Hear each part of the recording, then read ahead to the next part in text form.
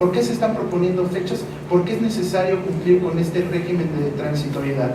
Y yo les puedo comentar que la plática y los trabajos que se están llevando al interior de la legislatura son en el sentido de sí tener la preocupación por estar establecidos bajo la temporalidad que nos marcó desde la reforma constitucional, las leyes generales, pero sobre todo ser convencidos de que necesitamos un procedimiento transparente y que será en congruencia con las disposiciones que ya se han establecido en las leyes generales.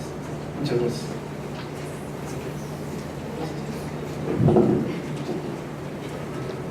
Nada más, yo quisiera hacer un comentario.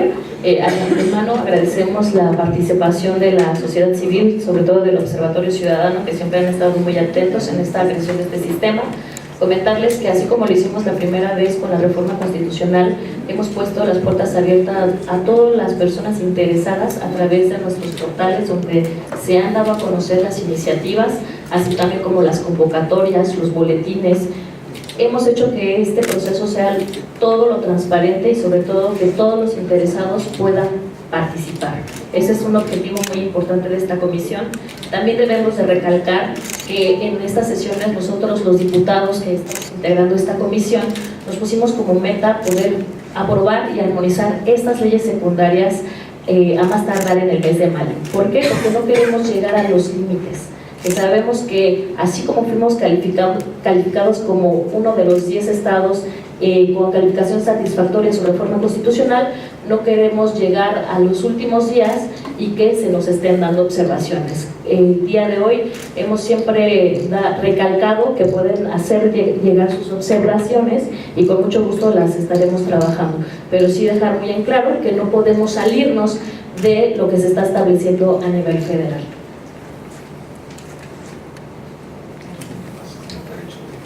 Réplica, y para que quede también asentado al final entonces, en la propia acción estenográfica de la comisión. Efectivamente creo que la mayoría de nosotros que hemos presentado iniciativas corresponden llana y tácitamente, obviamente, al alineamiento general de la ley federal establecida. Sabemos que no podemos efectivamente ir más allá de lo que la norma está fungiendo en esa dinámica, pero eso no implica que podamos hacer nuestro trabajo, que es legislar, y legislar para el Estado de Derecho.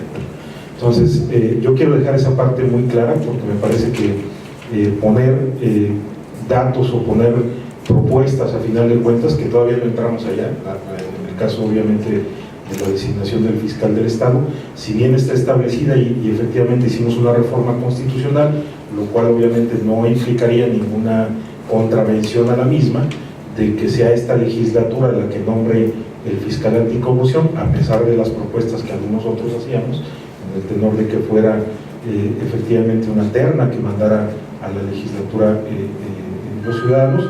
Bueno, hoy sí podemos normarlo, obviamente, a través de las leyes secundarias. Me parece que en este caso, en esta que hemos analizado el día de hoy, queda muy clara las propuestas o las propuestas que hay, algunas de las cuales, como bien comenta el licenciado, van más allá, es decir, están complementándose obviamente lo que ya establece la ley federal, porque si no simplemente seríamos un borrador y copia, ¿no?, de lo que es la ley federal. Pero aquí estamos obviamente para legislar, y en ese sentido es muy importante, insisto, tomar las propuestas que se nos han hecho llegar, y no le vería ninguna problemática que en la propia modificación o lo que estamos planteando en otras leyes secundarias, algunos de nosotros, venga la propuesta que cómo desde ahorita ir armonizando efectivamente cómo va a ser esa convocatoria que nos va a llevar a elegir al fiscal anticorrupción, esperando que obviamente se tome en consideración las propuestas que algunos hemos hecho, de que si bien ya estamos normando las 3 coordinaciones, el Comité de Participación Ciudadana, el Comité Coordinador, tal como señala obviamente el Sistema Nacional Anticorrupción, el hecho de que demos una facultad o que demos situaciones mayores, como es el tema del exhorto, o como es el tema obviamente del poder establecer de que pueda proponer una terna a la legislatura, pues no implica absolutamente ninguna contradicción constitucional.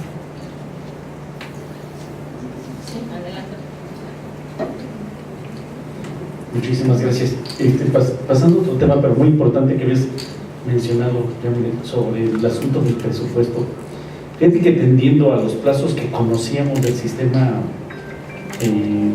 a nivel nacional, del sistema que estaba discutiendo en ese momento, tuvimos a bien en la Comisión de Planeación y Presupuesto poner un apartado de tal manera de tener la posibilidad que en este año 2017 contar con el presupuesto necesario y darle la independencia que eso también te pudiera dar como un órgano. Está contemplado, dependeremos de cómo van a quedar las leyes, pero déjame decirte que estaríamos cumpliendo con la ley. Es preocupación también por parte de tu servidor de que cuenten con el recurso necesario, tanto la nueva creación que implica el Tribunal de Justicia Administrativa como también la Fiscalía Especial sobre la anticorrupción. Entonces está contemplado, no se van a quedar sin el recurso, tendrán el recurso suficiente y el necesario para poder terminar 2017, y a partir del presupuesto siguiente, entonces sí, de manera natural se podrá estar presupuestando para cada año, pero sí está contemplado. Adelante, por favor, licenciado Víctor de Jesús.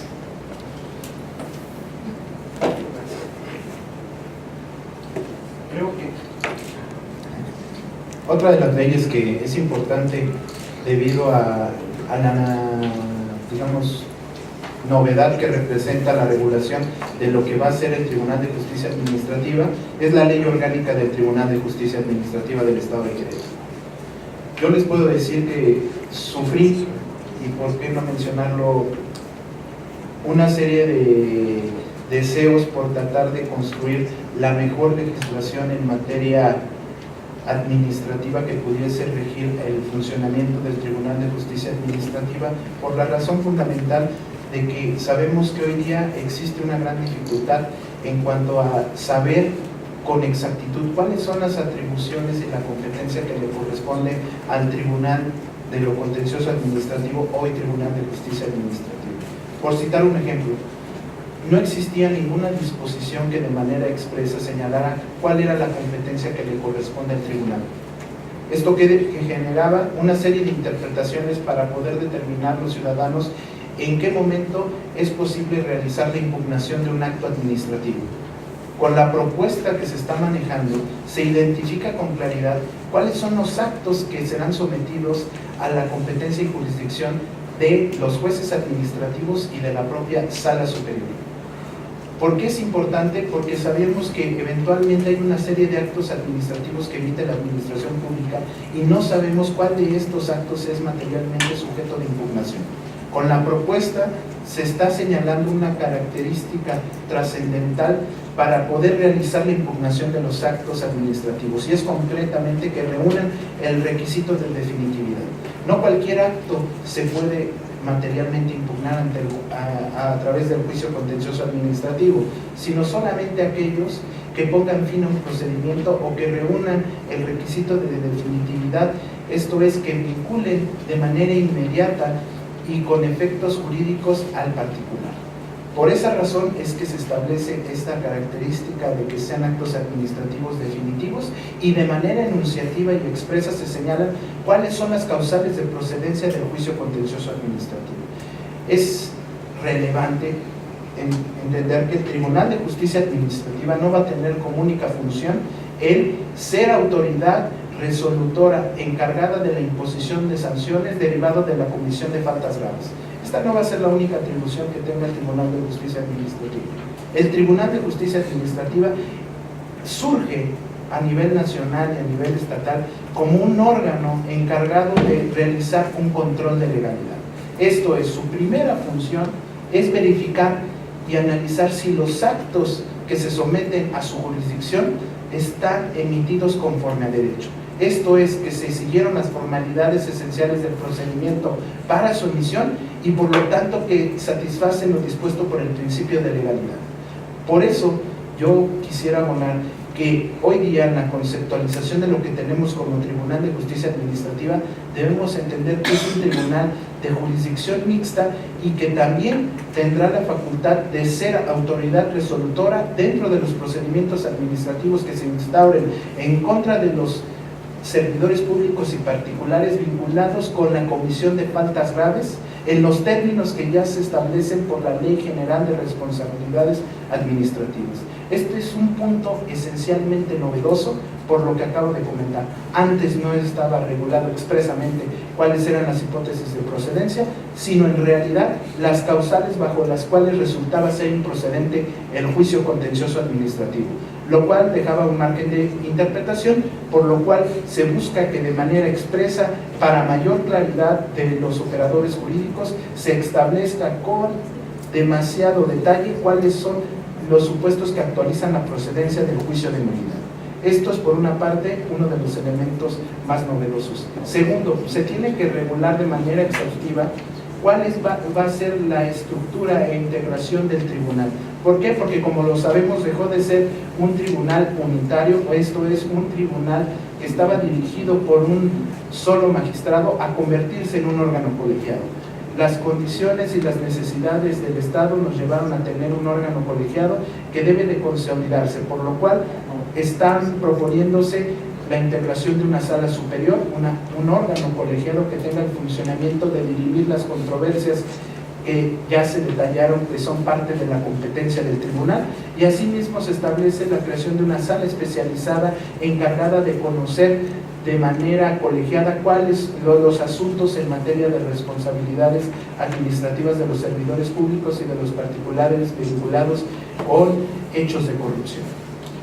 Entonces, de manera expresa se contempla en los proyectos la regulación del funcionamiento de lo que se denomina la sala superior. ¿Cuál va a ser la sala superior? Pues obviamente en pleno el funcionamiento del Tribunal de Justicia Administrativa. Esto es, integran la sala superior los 3 magistrados propietarios del Tribunal de Justicia Administrativa, los cuales podrán funcionar en 4 secciones. Esto es, cada uno va a tener una ponencia, cada uno va a hacerse cargo de una sección, y habrá una sección o un órgano colegiado que permitirá que en lo colectivo los magistrados puedan conocer de los asuntos. De igual manera, como esto es una ley orgánica, lo primero que se tiene que garantizar es la competencia que tendrán cada uno de los órganos y unidades administrativas que están adscritas directamente al Tribunal de Justicia Administrativa. Esto es, se establecen cuáles son las atribuciones que se encuentran reservadas al Pleno del Tribunal de Justicia Administrativa, que pueden ser desde el proyecto de presupuesto hasta la expedición de su normatividad. Con la aprobación de la ley orgánica del Tribunal de Justicia Administrativa no se completa la normatividad, es necesario trabajar y construir un reglamento interior, y es importante también establecer con claridad a quién le corresponde la emisión de su reglamento interior. Como sabemos, el Tribunal de Justicia Administrativa, a través de la reforma constitucional, fue diseñado como un órgano constitucional autónomo. Por lo tanto, la construcción de su normatividad le corresponde al propio órgano por conducto del Pleno del Tribunal de Justicia Administrativa. También se establece las atribuciones que tendrá para la designación del personal, como puede ser el propio oficial mayor o el propio oficial de partes, que tiene una función prácticamente procesal. Asimismo, es necesario establecer a quién le corresponde nombrar los jueces, que estará reservada esta facultad directamente al Pleno del Tribunal de Justicia Administrativa, así como los requisitos que tiene que satisfacer el personal que estará integrado al propio tribunal. De igual manera, como sabemos, en breve se tendrá que estar estableciendo e instalando el tribunal. Ya fueron designados los magistrados por esta legislatura, y se tendrá a su vez que designar al presidente del tribunal, que, como sabemos, también tiene una participación directa en el comité coordinador. Entonces, pues todo esto se establece para que de tal manera se señalen cuáles son las formalidades y requisitos esenciales para el funcionamiento del tribunal. No cabe duda que es necesario que esto se desarrolle de manera exhaustiva, toda vez que, como sabemos, este es un órgano jurisdiccional que se encarga principalmente de materializar y hacer efectivo el derecho a la tutela judicial efectiva, reconocida tanto en el artículo 17 constitucional como en sus equivalentes en los artículos 8 y 25 de la Convención Americana sobre Derechos Humanos. De igual manera, un aspecto que en lo personal puedo considerar como novedoso de la construcción de la ley orgánica del Tribunal de Justicia Administrativa es la posibilidad que este tribunal emita criterios de observancia obligatoria o bien conocidos como jurisprudencia, con el objetivo de que se fijen criterios obligatorios y que de esta manera se garantice que no existirán criterios contradictorios al interior del tribunal. Con esto se puede materializar el respeto a la seguridad jurídica de los ciudadanos que comparecen al tribunal a efecto de realizar las impugnaciones correspondientes en los supuestos que estimen que se están violando sus derechos.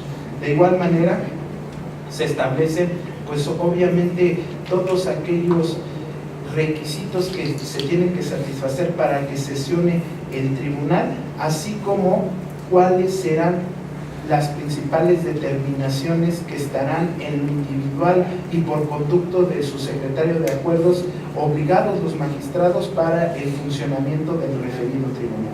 De esta manera, creo que lo demás es un tema que tiene que ver únicamente con el funcionamiento interno del tribunal, como va desde las principales labores del oficial de partes, el secretario de acuerdos, el actuario, el proyectista, el propio juez y sobre todo los magistrados. Los aspectos más novedosos ya los comentamos, sabemos su vinculación con el sistema estatal anticorrupción, pero no se nos debe olvidar destacar todos estos elementos que, si bien es cierto son estrechamente jurisdiccionales, son trascendentes para la vida de la impartición de justicia administrativa en el estado de Querétaro. Muchas